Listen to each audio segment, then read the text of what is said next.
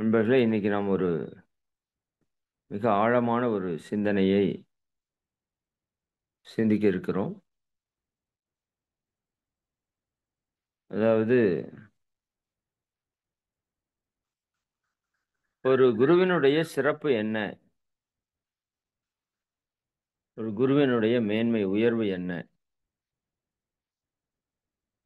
என்பதையும்,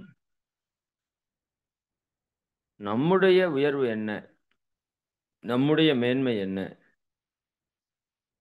என்ற ஒரு விஷயத்தையும் இணைத்து மகரிஷி அவர்கள் மூலமாக இறைவன் நமக்கு வழங்கிய ஒரு கொடை இந்த ஞானம். அதைத்தான் நாம் இப்போ சிந்திக்க இருக்கிறோம். இது ஒரு குரு வணக்க கவி. நான் உங்களுக்கு சொல்லியிருக்கோம், இறை வணக்கம் என்னும்போது அந்த இறைவனை வழிபடக்கூடிய தன்மை.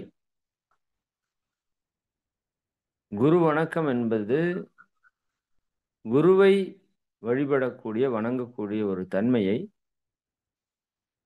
அவர்களுடைய சிறப்பை, உண்மையை, அதில் இருக்கிற ஆழத்தை விளக்கக்கூடிய அளவில் இந்த கவிய மகரிஷி அவங்க எழுதியிருக்காங்க. சிந்தையை அடக்கியே சும்மா இருக்கின்ற. சிந்தை என்பது நம்முடைய மனம், இல்லையா? மனதிலே எப்பொழுதும் ஊறுப்பட்ட எண்ணங்கள் நமக்கு ஓடிக்கொண்டே இருக்கிறது.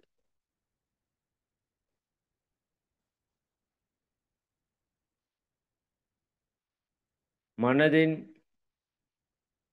ஆழம், மனதினுடைய அடிநிலை என்பது இறைநிலை. கடலும் அதிலிருந்து எழுகின்ற அலையும் போல, இறையும் அதிலிருந்து எழுகின்ற மனதினுடைய எழுச்சி. அப்ப அந்த மனதினுடைய அலைகள் தான் நமக்கு எண்ணங்களாக இயங்கிக் கொண்டு ஓடிக்கொண்டே இருக்குது, இல்லையா? அப்போ அந்த சிந்தையான தன்மை அடங்காமல் அங்கேயும் இங்கே அளந்து கொண்டே இருக்குது, பொதுவா எல்லாருக்குமே.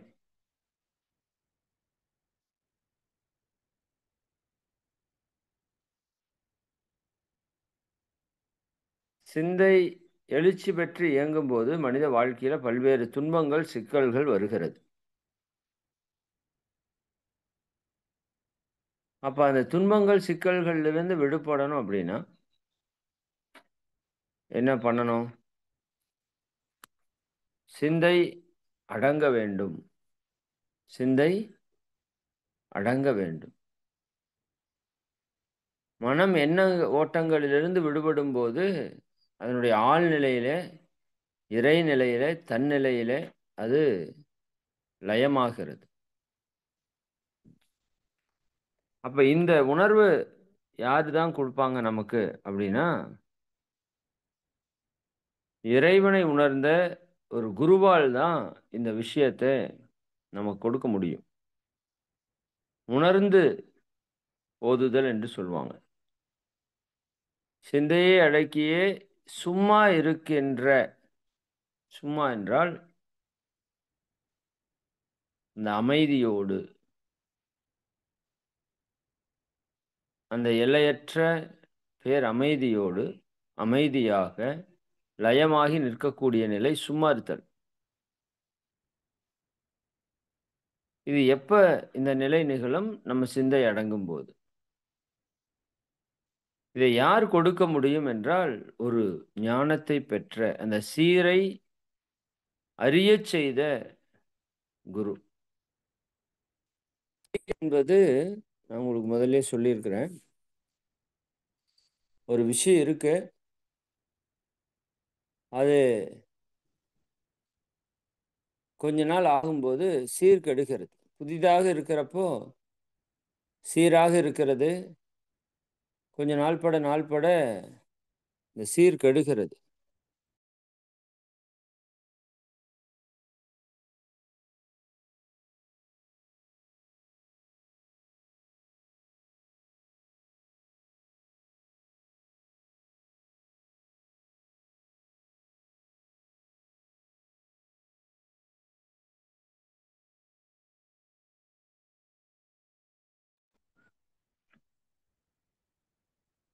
அப்போ அந்த சீரான நிலை என்பது மாற்றத்திற்கு உட்பட்டு இருக்கிறது இல்லையா? வீடு கட்டுறீங்க, சீரா இருக்கும். கொஞ்ச நாள் ஆச்சுன்னா அந்த சீர் குழையும். ஒரு விரிசல் வரும், ஒரு பெயிண்ட் விடும். இப்ப நீங்க மறுபடியும் என்ன பண்றீங்க? சீரமைப்பு பண்றீங்க. அந்த சீர் கெட்டதை சரி செய்து சீர் செய்கிறீர்கள். அப்போ நம்முடைய சீர் என்ன? நாம் இறைவனாக, அமைதியாக, ஆனந்தமாக இருந்த நிலை தான் நம்முடைய சீரான நிலை. பட் இப்ப அந்த சீர் என்ன ஆயிருச்சு? மாறி இருக்கிறது. இப்ப அந்த சீரை அறியச் செய்தவர் யார்? அவர்தான் குரு. இதுதான் இருக்கிறதுலயே பெரிய விஷயம் எது? மனித வாழ்க்கையில ஆ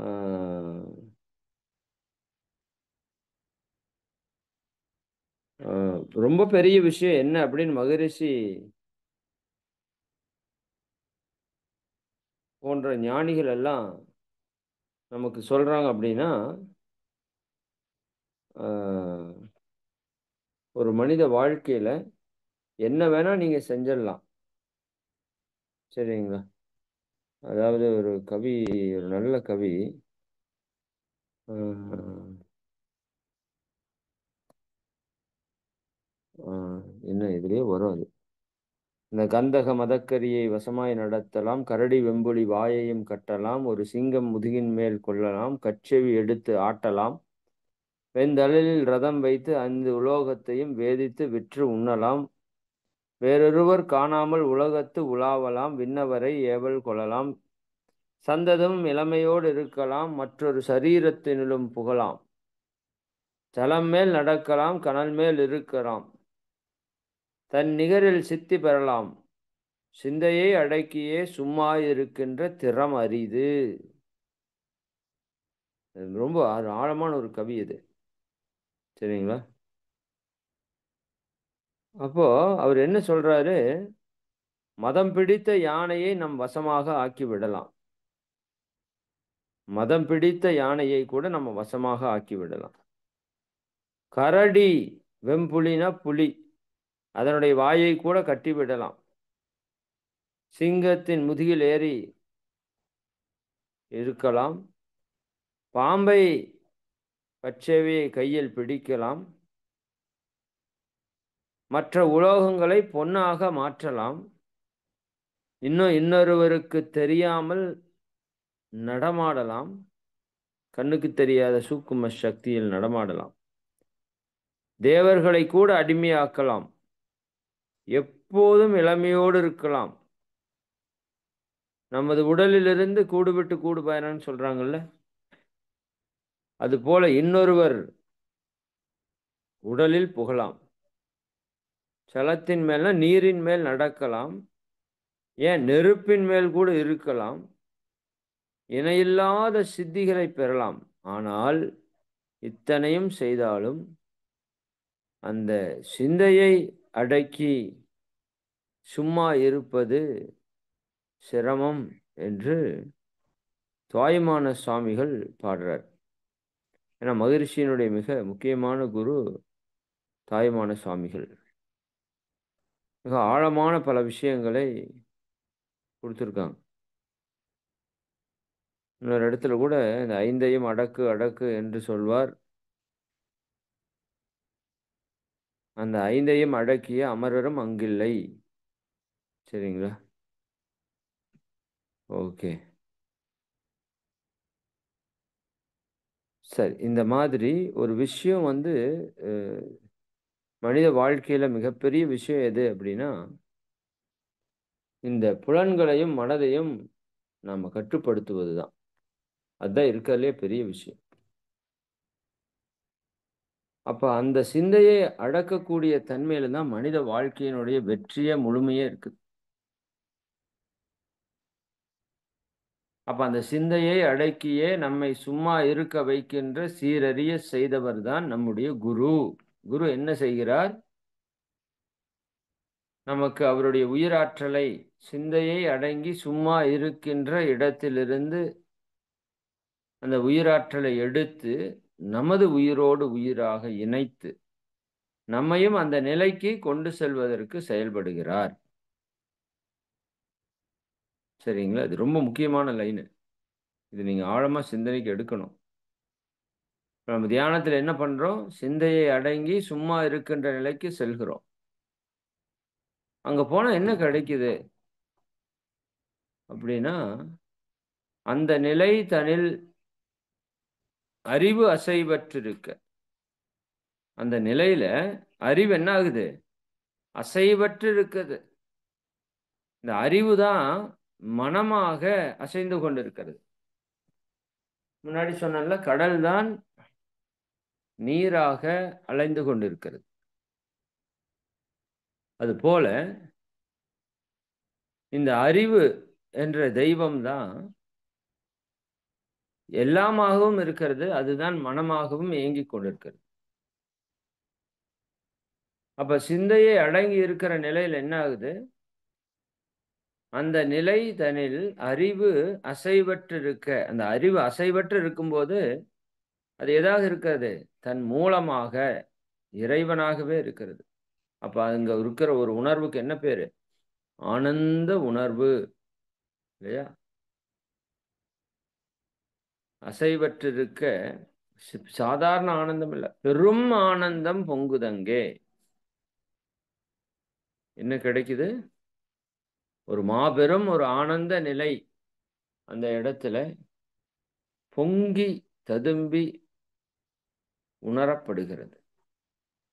இதை நம்ம உணரணும். இது உணர முடியும். ஒவ்வொரு மனிதனும் இந்த நிலையை உணர முடியும். எப்போ? அந்த குரு அருளை பெற்று குரு சொல்கின்ற வழியில் நின்றால் நாம் பெற முடியும். சிந்தையை அடக்கியே சும்மா இருக்கின்ற சீரறிய செய்த குருவே, அந்த நிலை இதனில் அறிவு அசைவற்றிருக்க பெரும் ஆனந்தம் பொங்குதங்கே. இதுதான் பேரானந்தம். இதுதான் இறை உணர்வு என்று நம்ம சொல்கிறோம். அது சிந்தை அடங்கி இருக்கிற நிலையில கிடைக்கிறது. அருணகிரிநாதருக்கு முருகர் கொடுத்த உபதேசம், ஞான உபதேசம், சும்மா இரு சொல்லற என்று.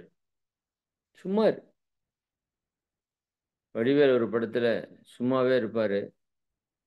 எல்லாரும் அவர் வந்து திட்டுவாங்க. ஒரு சேலஞ்ச் பண்ணுவார். நீ வந்து சும்மா இருக்கிறியா? அது எவ்வளவு பெரிய கஷ்டம் தெரியுமா? அப்படின்னு. அவர் வேலைக்கு போகாம சும்மா இருக்கிறதா அவர் சொல்லுவாரு. பட் உண்மையாலுமே அதுல ஒரு கான்செப்ட் இருக்குது.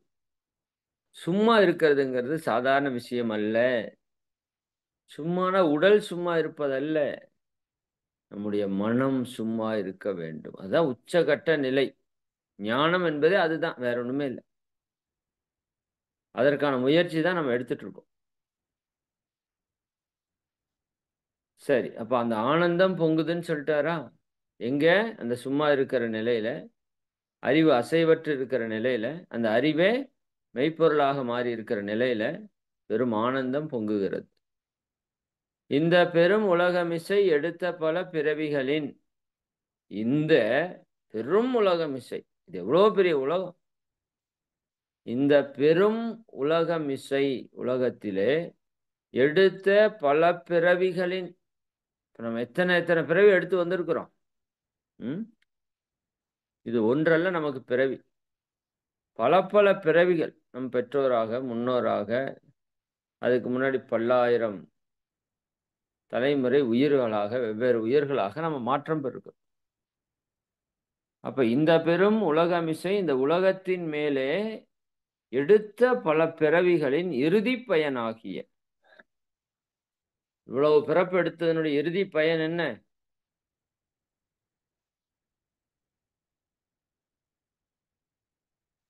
மேல சொன்னதுதான். இறுதி பயன் என்ன? சந்ததமும். சந்ததமும்னா ஒரு க்ஷணம் கூட, ஒவ்வொரு க்ஷணமும். சரிங்களா? சந்ததமும்னா ஒவ்வொரு க்ஷணமும் என்னை மறவாத. என்னைனா யாரு? நானாக இருக்கிற இறைவனை. சரிதானுங்களா? அல்லது இறைவனே இருக்கிற நானை. எப்படி வேணா நீங்க எடுத்துக்கோங்க. இறைவன் தான் நாம இருக்கிறோம். நாம தான் இறைவனா இருக்கிறோம். அப்போ சந்ததமும் எனை மறவாத. இப்ப நம்மை மறந்துடுறோம். அதுதான் பிரச்சனை. நான் இறைவன் இல்லையா? நம்ம எல்லாரும் யாரு? இறைவன். நம்ம கூட இருக்கிறவங்க எல்லாம் யாரு? இறைவன். எதுக்காக வந்திருக்கிறோம்? வினையை கழிப்பதற்கு. அப்ப என்ன செய்யணும்? பிறர் துன்பம் போக்க வேண்டும். பிறருக்கு துன்பம் கொடுக்காமல் இருக்க வேண்டும். இதுதானே வாழ்க்கை. பட் இந்த அவேர்னஸ் இருக்குதா நம்மகிட்ட? யோசித்து பாருங்க. எல்லாம் செஞ்சு முடிச்சதுக்கு அப்புறம், "ஐயய்யோ! செஞ்சிருக்கக்கூடாதே" அப்படிங்க. செஞ்சு முடிச்சாச்சு. எல்லாம் திட்டியாச்சு, சண்டை போட்டாச்சு, மனச காயப்படுத்தியாச்சு, வருத்தப்படுத்தியாச்சு. அதுக்கப்புறம் இதை செஞ்சிருக்க கூடாதே! பிரயோஜனம் இல்ல. சரிங்களா? ஏன் அப்படி செய்றோம்? அப்படின்னா நம்ம மறந்துர்றோம். நான் இறைவன் என்பதையே மறந்து விடுகிறோம். ஈகோ வந்துடுது. சரிங்களா? கர்ம வினைகளுடைய வெளிப்பாடு, மயக்க நிலையில மனிதன் துன்பத்தில சுழன்று கொண்டிருக்கிறான். இதெல்லாம் எப்ப நடக்குதுன்னா, தன்னை மறந்த நிலையில நடக்குது. "தன்னை அறிய தனக்கொரு கேடில்லைன்னு" சொன்னார்ல்ல திருமூலர். அதுபோல. அப்ப என்னை மறவாத நிலையில எனக்கு என்ன கிடைக்குது? ஒரு சாந்த வாழ்வு, அமைதியான வாழ்வு. ம்.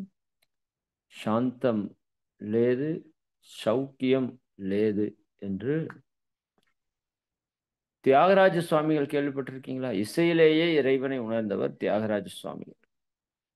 அவருக்கு ரொம்ப கோபம் வருமாமா. அப்போ அவங்க வீட்டுக்காரம்மா சொன்ன ஞான மொழி, "சாந்தம் லேது, சௌக்கியம் லேது." சாந்தம் இல்ல அப்படின்னா, சௌக்கியம் என்பது ஒன்று இருக்காது. சௌக்கியத்துல உயர்ந்த சௌக்கியம் இறை உணர்வு தான்.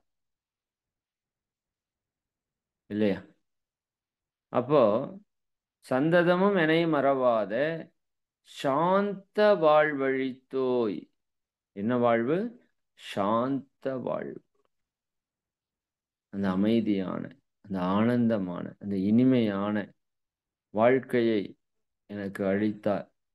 குருவே! யார் அளித்தோய்னா யார் இதை குடுத்தது யார்? குரு தான். குருவால தான் இதை குடுக்க முடியும். வேற யாராலயும் குடுக்க முடியாது. அவருக்கு நான் என்ன சொல்றேன்? என்னுடைய சந்தோஷ செய்தி இதுவே. குருவுக்கு ஒரு சந்தோஷத்தை நீங்கள் செய்தியாக பகிர்ந்து கொள்ள வேண்டும்னா, குரு என்ன கேட்கிறாரு? நான் இந்த இன்பத்தை அனுபவிச்சுட்டேன்ப்பா. இது பேரின்பம். இதை அனுபவிக்கிறதுக்கு தான் நீயும் வந்திருக்கிற. சரிங்களா? அப்போ இத நம்ம அனுபவிச்சுட்டோம் அப்படின்னு சொல்றோம் பாருங்க. அதுதான் குருவுக்கு மிகப்பெரிய மகிழ்ச்சி. ஒரு நிறைவு. இல்லையா? நமக்கும் அதுதான் சந்தோஷம்.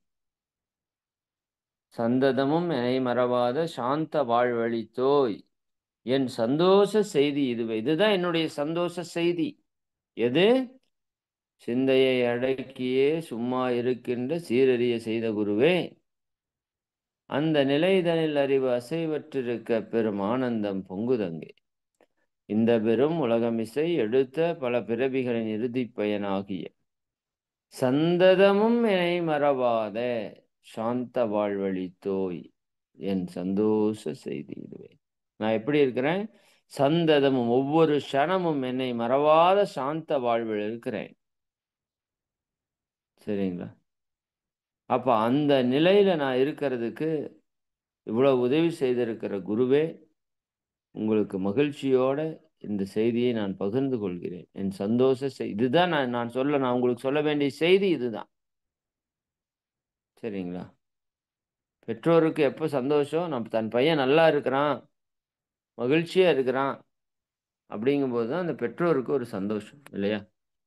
தன் குடும்பத்தோட, உறவுகளோட, சமுதாயத்துக்கு நன்மை செய்து கொண்டு, எல்லோரோடும் ஒத்தும் உதவியும், இணக்கத்தோடு ஒரு மகன் வாழ்றான், மகள் வாழ்றான்னா, அதுதான் பெற்றோருக்கு மிகப்பெரிய மகிழ்ச்சி. அதுபோல குருமகான்களுக்கு நாம இறையுணர்வை பெற்று அந்த ஆனந்த நிலையில தானும் இன்புற்று பிறரையும் இன்புறுத்தி வாழக்கூடிய ஒரு தன்மையில நம்ம வாழணும். அதற்காக தான் அவங்க இவ்வளவு கஷ்டப்பட்டு இவ்வளவு பயிற்சிகளை நமக்கு கொண்டாந்து குடுத்துருக்காங்க. சரிங்களா? அப்ப பயிற்சியெல்லாம் நம்ம நல்லா சரியா முறையா செய்யும்போது, நிச்சயமா அறிவு அசைவற்ற நிலைக்கு நம்ம போவோம். தியானத்துக்கு முக்கியத்துவம் குடுக்கணும். பட் ஏன் தியானத்துல நம்மால நெறைய நீண்ட நிலைக்கு முடியல அப்டின்னா, அதற்கு மிக முக்கியமான ஒரு காரணம், நம்மகிட்ட இருக்கிற தேவையற்ற குணங்கள், தன்மைகள், ஈகோ, பொறாமை, கவலை, வெறுப்பு, பயம், அச்சம், பயம். சரிங்களா? சினம், கோபம், கவலை, பல தவறுகள் நம்ம மனதில் இருக்குது. அப்ப அந்த தவறுகளோடு நம்ம ஆழ்ந்த நிலைக்கு முடியாது. அப்ப அந்த தவறுகளை சீர் செய்வதற்கு தான் தற்சோதனை என்ற ஒரு பயிற்சி குடுத்துருக்காங்க. அது ஏதோ சும்மா கேட்கறதுக்கான பயிற்சி அல்ல. செயல்படுத்தணும். கவலையை ஒழிக்க வேண்டும். இல்லாட்டா அது உங்களை ஒழித்துவிடும். ம். சினத்தை தவிர்த்து, பேராசைகளை சீரமைத்து, எண்ணத்தை முறைப்படுத்தி ஆய்வு செய்து சரியாக வைத்துக் கொள்ள வேண்டும். அப்பதான் நான் யார் என்ற நிலையை நம்மால அறிய முடியும். அது சும்மா கிடையாது. நான் யார்ன்னு தத்துவத்தை தெரிஞ்சு வச்சிருக்கிறோம். அதை ஆழமாக சிந்தித்து உணரணும் அப்படின்னா, அதுக்கு ஒரு பெரிய ஆற்றல் வேணும். அது நமக்கு பயிற்சி தான் கொடுக்கும். சரிங்களா? அந்த விதத்தில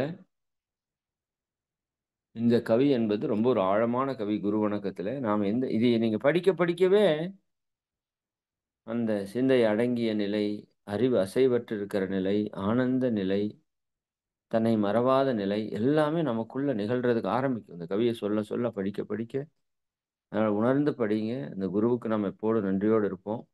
பயிற்சிகளை சரியாக முறையாக செய்து, அந்த உணர்வு நிலையை நாம் பெறுவோம். அதுதான் குருவுக்கு குடுக்கிற ஒரு மகிழ்ச்சியான செய்தியாக இருக்கும் என்று கூறி, அருட்பேராற்றல் கருணையினால் நீங்களும் உங்கள் அன்பு குடும்ப உறுப்பினர்கள் அனைவரும் உடல்நலம், நீளாயுள், நிறை செல்வம், உயர்ப்புகழ், மெஞ்ஞானம் ஓங்கி, இறை உணர்வு, அறநெறி, கல்வி, தனம், தானியம், இளமை, வலிவு, துணிவு, நன்மக்கட்பேறு. அறிவில் உயர்ந்தோர் நட்பு, அன்புடைமை, அகத்தவம், அழகு, புகழ், மனித மதிப்புணர்ந்து ஒழுகும் பண்பு. பொறையுடைமை எனும் பேறு 16ம் பெற்று பெருவாழ்வு வாழ்வோம். வாழ்க வளமுடன், வாழ்க வளமுடன். அன்பர்களுக்கு ஒரு முக்கிய அறிவிப்பு மட்டும்.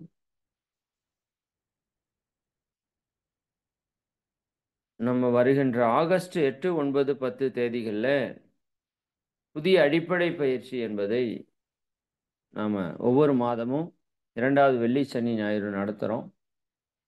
அது உங்களுக்கு தெரிஞ்ச எல்லாரையும் நீங்க நிச்சயமா கலந்து கொள்ள சொல்லுங்க. நீங்களும் வாய்ப்பு இருந்தா கலந்து கொள்ளலாம். அதுல சர்வீஸ் பண்றதுக்கு விரும்புறவங்க, நீங்க மாலதி அம்மாகிட்டயோ, சிவஸ்ரீ அம்மாட்டயோ, பெரியநாயகி அம்மாட்டயோ அல்லது உங்களுடைய குழு பொறுப்பாளர்களிடமோ நீங்க தெரிவிங்க. ஒவ்வொரு மாதமும் அந்த பயிற்சி நடக்குது. அதுல நீங்க வாலண்டியரிங் சர்வீஸ் வந்து பண்ணலாம். அது பண்ணும்போது உங்களுக்கு நெறைய அனுபவங்கள் நேரடியாக கிடைக்கும். நீங்க பயிற்சி நடத்தலாம், தவம் நடத்தலாம். அதுக்கெல்லாம் வாய்ப்பு கிடைக்கும். அதேபோல சேவை என்பதற்கான வாய்ப்பு நமக்கு அவ்வளோ சீக்கிரம் கிடைச்சிராது. நீங்க அந்த வாய்ப்பை பயன்படுத்திக் கொள்ளணும். சரிங்களா? அப்ப அந்த 8, 9, 10 தேதிகள்ல மிக முக்கியமா உங்களுக்கு தெரிஞ்சவங்க எல்லாம் வர வைக்கிறதுக்கு ஒரு முயற்சி பண்ணுங்க. அந்த போஸ்டர் அனுப்பிச்சிருப்போம். அது ரெகுலரா உங்க WhatsApp ஸ்டேட்டஸ்ல வைங்க. டெய்லி ஒருத்தர்ட்டயாவது இத பத்தி பேசுங்க. இந்த மாரி வகுப்பு இருக்குதுன்னு சொல்லுங்க. சரிங்களா? நெறைய அன்பர்கள இணைக்கிறதுக்கு நம்ம முயற்சி பண்ணுவோம். அதேபோல நீங்களும் சர்வீஸ் வர்றதுக்கு முயற்சி பண்ணுங்க. வருஷத்துக்கு ஒரு முறையாவது இந்த 3 நாள் வகுப்புல நீங்க வந்து சர்வீஸ் பண்ணணும். வாய்ப்பு இருக்கிறவங்க 2, 3 முறை வாங்க. மத்தவங்க வருஷத்துக்கு ஒரு முறையாவது வந்து அந்த சேவை செய்யணும்ல. அதெல்லாம் பெரிய வாய்ப்பு. ஒரு தீட்சை கொடுப்பதற்கோ, அல்லது ஒரு உடற்பயிற்சி அதை சரி செய்வதற்கோ, தியானம் நடத்துவதற்கோ நல்ல வாய்ப்பை நீங்க பயன்படுத்திக்கலாம். சரி. ரொம்ப குறிப்பா இந்த பட்டறை வகுப்பு பத்தி உங்களுக்கு நெறைய பேசணும். அதுல ஒரு சிலர் கலந்திருக்கிறீங்க. பலர் கலந்துக்கிறதுக்கு முயற்சி பண்ணி கலந்துக்க முடியல. பரவாயில்ல. இந்த பட்டறை வகுப்பு என்பது இந்த ஆசிரியர் பயிற்சி மாதிரி ஒரு 100 மடங்கு புண்ணியம் இருந்தா தான் அந்த பட்டறை வகுப்புக்குள்ள வர முடியும். என் அறிவு கட்டி. சரிங்களா? அடிப்படை பயிற்சிக்கு வர்றது 1000ல் ஒருவருக்கு வாய்ப்பு இருக்குன்னா, ஆசிரியர் பயிற்சிக்கு அந்த 1000ல் ஒரு சிலருக்கு தான் வாய்ப்பு இருக்கும். சரிங்களா? பட்டறை வகுப்பு ஆயிரக்கணக்கான ஆசிரியர்கள்ல ஒரு சிலருக்கு தான் வாய்ப்பு இருக்கும். இதுதான் உண்மை. ஏன்னா எல்லாராலயும் அந்த உயர்ந்த ஆன்ம நிலை அடையறதுக்கு அவ்வளவு சீக்கிரமா கடும் முயற்சி எடுக்க முடியாது. இப்ப நீங்க முயற்சி எடுத்துட்டு தான் இருக்கீங்க. பட் அது மிகப்பெரிய ஒரு வில் பவர், வைராக்கியம், ஆர்வம், அந்த சூழல் எல்லாம் அமைஞ்சா தான் இத பண்ண முடியும். சரி, உங்கள நெறைய பேரு வராம இருக்கிற காரணத்தினால, இப்ப அந்த பட்டறை வகுப்பினுடைய அனுபவத்தை இன்னைக்கு ஈவினிங் பேசுவாங்க. நெறைய அன்பர்கள். நீங்க அத வந்து கேட்டு பாருங்க. கேட்கிறப்ப தான் உங்களுக்கு அதுல ஏதோ ஒண்ணு உங்களுக்கு உங்க உங்க ஆன்மாவுக்குள்ள ஒரு விஷயம் நடக்கும். அவங்க சொல்ற விஷயங்கள நீங்க கேளுங்க. இந்த 3 நாள் வகுப்புல முழுக்க முழுக்க நம்ம ஞான ரிஷி ஐயா தான் எடுத்தாங்க. அவருடைய 40, 45 கால ஆண்டு அனுபவத்த, அவர் பெற்ற ஞானத்த இந்த 3 நாள்ல இறக்கி வச்சிருக்காங்க. பல அன்பர்களுக்கு மிகுந்த மகிழ்ச்சி, நல்ல திருப்தி உணர்வு. ம். அது எல்லாத்தையும் நீங்க இன்னைக்கு வந்து கேட்கலாம். இன்னைக்கு சாயங்காலம் எல்லாரும் நிச்சயமா சிந்தனை உரைக்கு வந்துருங்க. அந்த அனுபவத்த கேளுங்க. அப்பதான் உங்க ஆன்மாவுக்குள்ள ஒரு தூண்டுதல் வரும். ஐயய்யோ! நம்ம மிஸ் பண்ணிட்டோமே! அவன் போயிருக்கணுமே! அப்படிங்கிற ஒரு உணர்வு வரணும். அந்த ஏக்கம் வரணும். காலம் இருக்கிறப்பவே பயன்படுத்திக்கோங்க. சரிதானுங்களா? வேலை இருந்துட்டே தான் இருக்கும். நம்ம செத்ததுக்கு அப்புறம் வேலை இருந்துட்டே இருக்கும் அன்பர்களே. சரிதானுங்களா? அதனால நம்ம வாழ்க்கைய நம்ம தான் பார்க்கணும். சரியா? அதனால அது உங்க முக்திக்கு நீங்க தான் உழைக்கணும். வேற யாரும் உழைக்க முடியாது. அதனால அந்த வாய்ப்பை நல்லா பயன்படுத்திக்கோங்க. அடுத்த வகுப்புகள்லயாவது பட்டறையிலாவது நீங்க வர்றதுக்கு முயற்சி பண்ணுங்க. சரிங்களா? சரி. மிக்க மகிழ்ச்சி. அனைவருக்கும் நன்றி. அம்மா நிறைவு பண்ணிக்கலாம். மிக்க நன்றி ஐயா. வாழ்க வளமுடன். ஆழ்ந்ததொரு பிரணதோம் ஏற்றி உரை கொடுத்த ஆசிரியர் இறைமதன் ஐயா அவர்களுக்கு மனமார்ந்த நன்றிகள் ஐயா.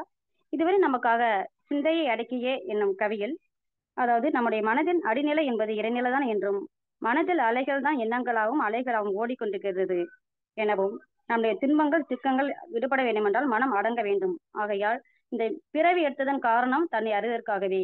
இந்த பிறவி எடுத்த ஆகையால் இறைவனே நாம வந்துள்ளோம்.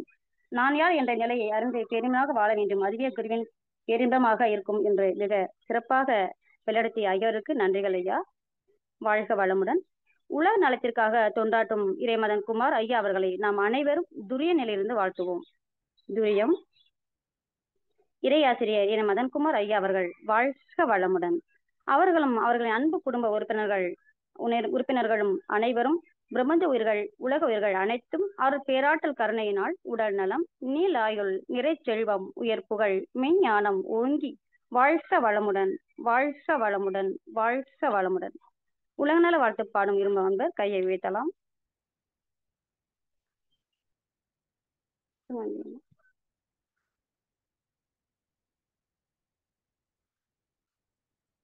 வாழ்க வையகம், வாழ்க வளமுடன். உலக நல வாழ்த்து. உலகமெல்லாம் பருவமழை ஒத்தபடி பெய்யட்டும், உழவரெல்லாம் தானியத்தை உவப்புடனே பெருக்கட்டும், பல தொழில்கள் புரிகின்ற பாட்டாளி உயரட்டும், பகுத்துணர்வில் தொகுத்துணர்வு பண்பாட்டை உயர்த்தட்டும், கலகங்கள் போட்டி பகை கடந்து ஆட்சி நடக்கட்டும், கல்லாமை கடன் வறுமை கலகங்கள் மறையட்டும், நலவாழ்வை அளிக்கும் மெய்ஞான ஒளி வீசட்டும், நம் கடமை அறவாழ்வில் நாட்டத்தே சிறக்கட்டும், நம் கடமை அறவாழ்வில் நாட்டத்தே சிறக்கட்டும், வாழ்க வையகம், வாழ்க வளமுடன், வாழ்க வையகம், வாழ்க வளமுடன். வாய்ப்புக்கு நன்றி அம்மா. வாழ்க வளமுடன்.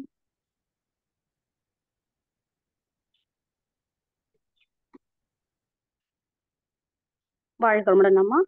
இறைவணக்கம் குருவணக்கம் பாடிய சுசிலா அம்மா அவர்களுக்கும் உலக நல வாழ்த்து பாடிய சுகந்தி அம்மா அவர்களுக்கும் நன்றிகளும் வாழ்க வளமுடன் என்ற வாழ்த்துக்களும், இறையாசிர் பயிற்சியில் கலந்து கொண்ட அன்பர்கள் அனைவருக்கும் நன்றிகளும் வாழ்க வளமுடன் என்ற வாழ்த்துக்களும். இத்துடன் இந்த நிகழ்வு நிறைவடைகிறது. வாழ்க வளமுடன். மீண்டும் இன்று மாலை 5:15